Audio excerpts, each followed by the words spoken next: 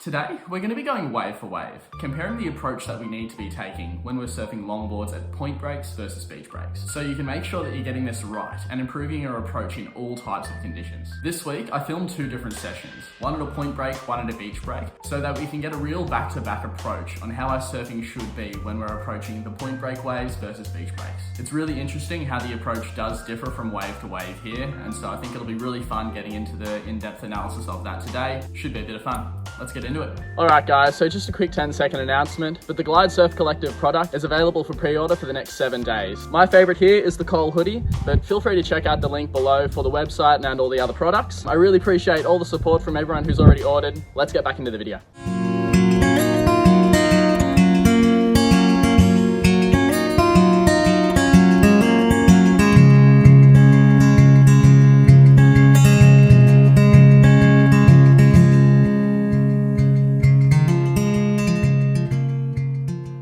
Alright, so I wanted to start with the more fundamental elements that you'll be able to progress with your surfing. These being things like board selection, approach to the wave, and body positioning. And then we're going to get into the fun stuff to do with the approach to the turns and approach to the nose rides as well. But here's 2 fairly different designs that I typically take out at points and beach breaks, and let's run through these now.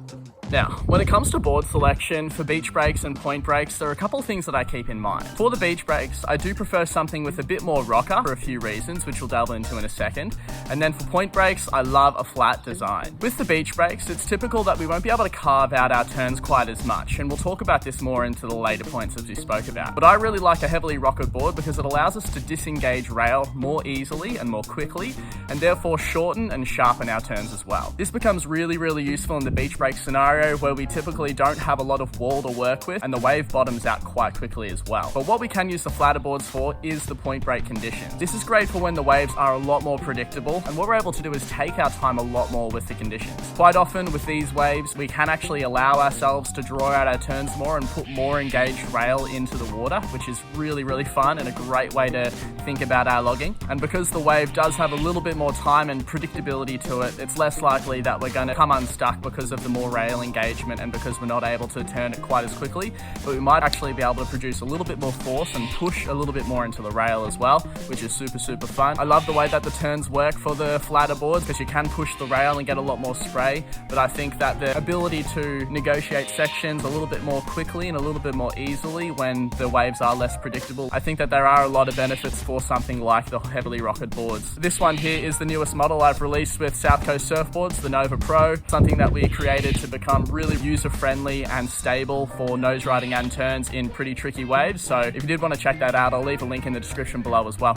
And the other things that this might be helpful for as well is things like the steeper takeoffs that you might have in the critical sections at a beach break versus a point break where you might roll in a little bit more easily, as well as nose riding at beach breaks as well. Again, approaching the nose and having that extra lift with rocker can avoid those nose dives a little bit more than what you might have with a flatter board and something that's unable to negotiate as well as we spoke about before. But at the same time, the flatter boards lock in really well to the hook, and if you've got a perfect section, then that's exactly what you want to. Of course, there will be beach breaks that really favour themselves to the flatter designs and vice versa for the rocket boards as well. So it's up to preference, and that's just a little bit of my 2 cents as to what I think works. So let's get into the second aspect of what we're covering today, which is going to be our approach to the wave. So the approach to the wave undoubtedly is going to be very different from our point breaks to the beach breaks. With our point break approach, we've obviously got a lot more time. The wave breaks in a much more predictable way, and so we can plan it out a lot more easily and react to the wave a little bit better. With the approach for any wave though, what we do want to start to do, especially as we get more and more experienced, is position ourselves in the critical point of the wave. And so that's really what I wanted to talk about with respect to this today. For a point break, what we're typically doing is always coming back to the critical part of the wave. Something I like to do is actually to position myself behind the pocket, actually putting myself in the white water from a cutback or from the takeoff.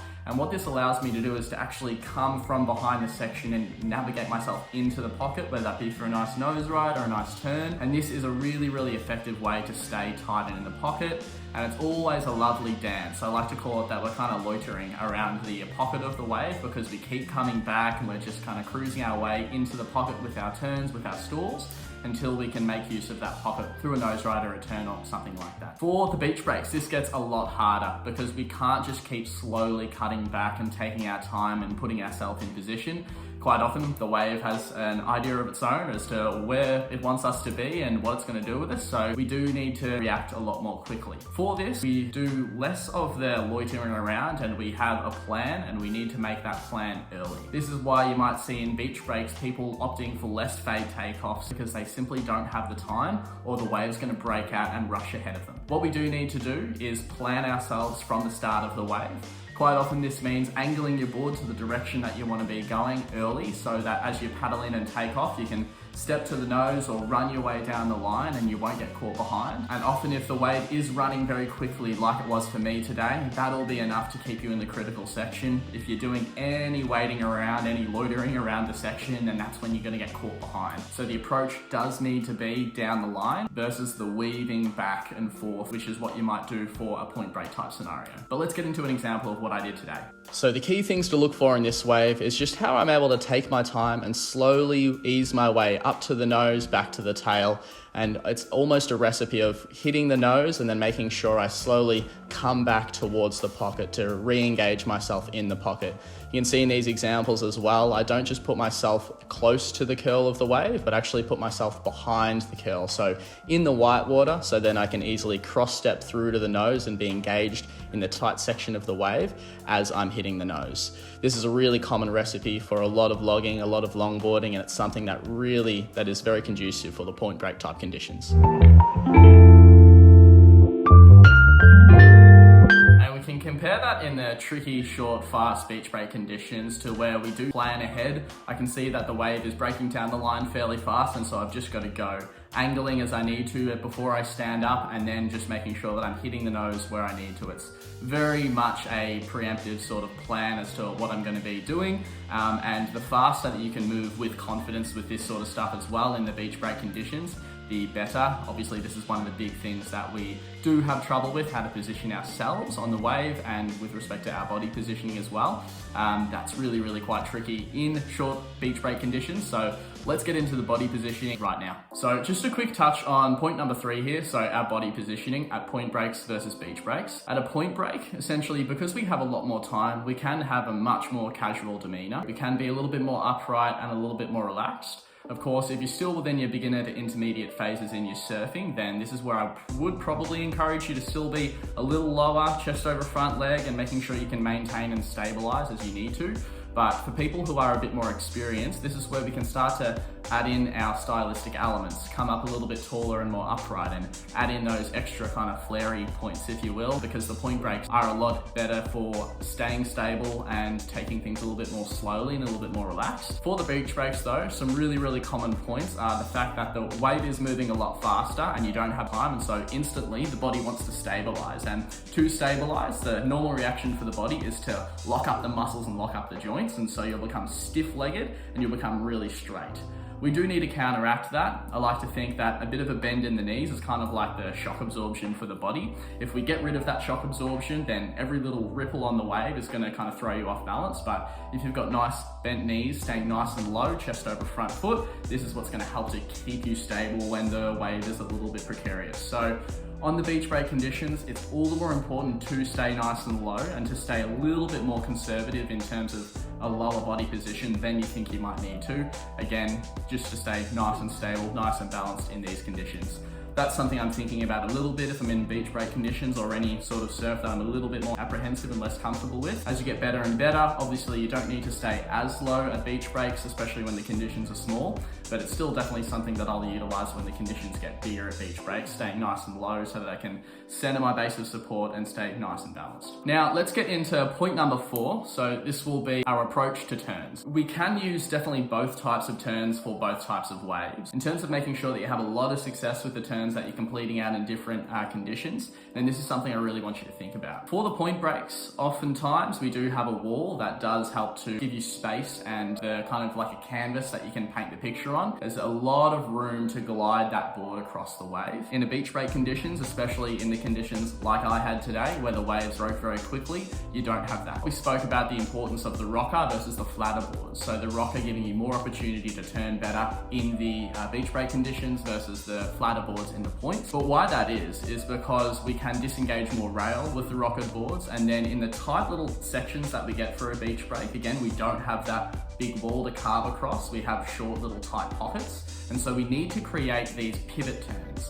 These are turns that engage a lot of the tail in a critical part of the wave and don't require much of a carving maneuver, and so the space that we actually cover when we do these turns is quite small. We stay in a relatively similar position on the wave as we commit the turn, versus the carving turns, which is what we can do more readily on a point break wave.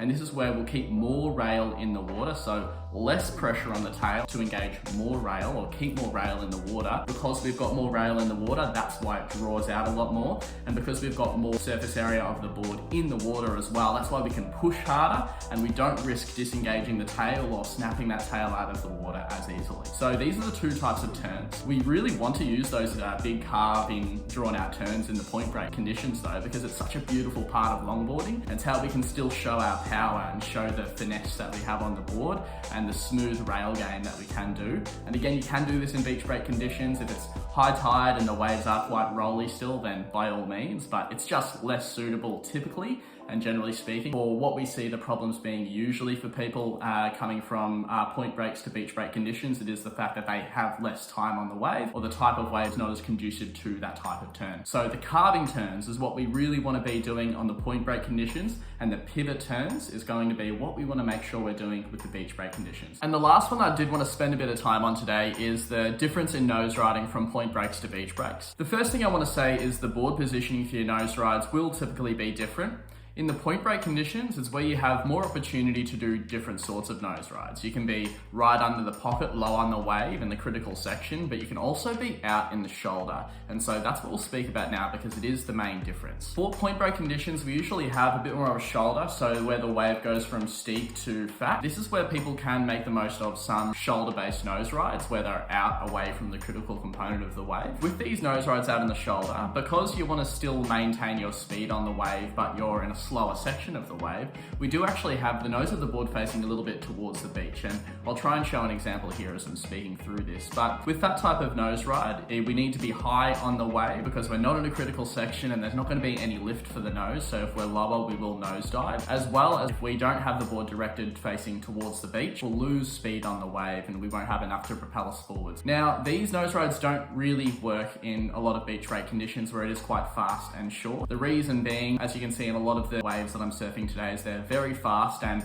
it's hard to escape the critical element of the wave. As I spoke before about the approach to the wave, it's really kind of ready, set, go, straight down the line. It is a lot of the time spent in the critical part of the wave, and so we can't spend time on the shoulder doing that easier nose ride. For the beach break type conditions, we're trying to stay high on the wave for the nose ride. This even goes for when we are tight in the section. What you can notice with a lot of these nose rides, you're so critical and underneath the pocket that it's going to be very easy for you to slip low and come down towards the bottom of the wave. What I'm doing here is I'm actually placing, you can see I'm on my backhand, and I'm placing a lot of weight on my right foot. That right foot is trying to put pressure into the inside rail, hugging that inside rail into the wall of the wave, which effectively helps to lock me in and keep my line straight. I'm actually even trying to push myself up the wave, so trying to stay higher and higher and higher. And that's the best way to be nose riding in beach break conditions, because you can see that the bottom of that wave just bottoms out so easily.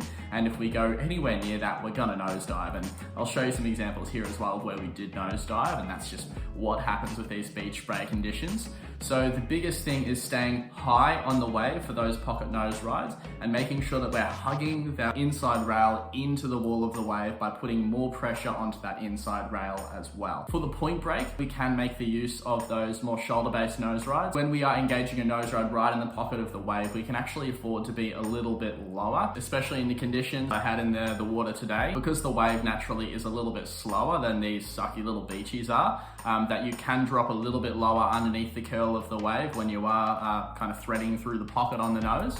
And so there's a little bit more of a safety net there because the wave is a little bit slower. The really, really fast critical conditions, which by all means you can still get at some point breaks when it's kind of bottoming out and you're coming through a really hollow section that you're nose riding through, you still need to be making sure that you're coming a little bit higher in that instance as well, depending on how much that wave is dropping off. Hopefully that makes a bit of sense. Main things are we need to make sure we keep the weight on the inside rail for our tight pocket nose rides. For the point breaks, we can try more intermediate to beginner nose rides out on the shoulder. All right guys, so I hope all of that was really useful. I think it's really good to be able to distinguish the main factors that differentiate your approach from your point break conditions to your beach breaks. I know it's a really common thing that people are often asking. So if you found one that was more applicable to you, make sure you go rewatch that and try to really hone that in, because these are usually the things that I see the most difficulty with. So give it a go and let me know how you go as well. Again, thanks so much for everyone with the support for the Glide Surf Collective. For everyone who's checked out the products and who's ordered. If you did want to check those out, there'll be the link in the description below.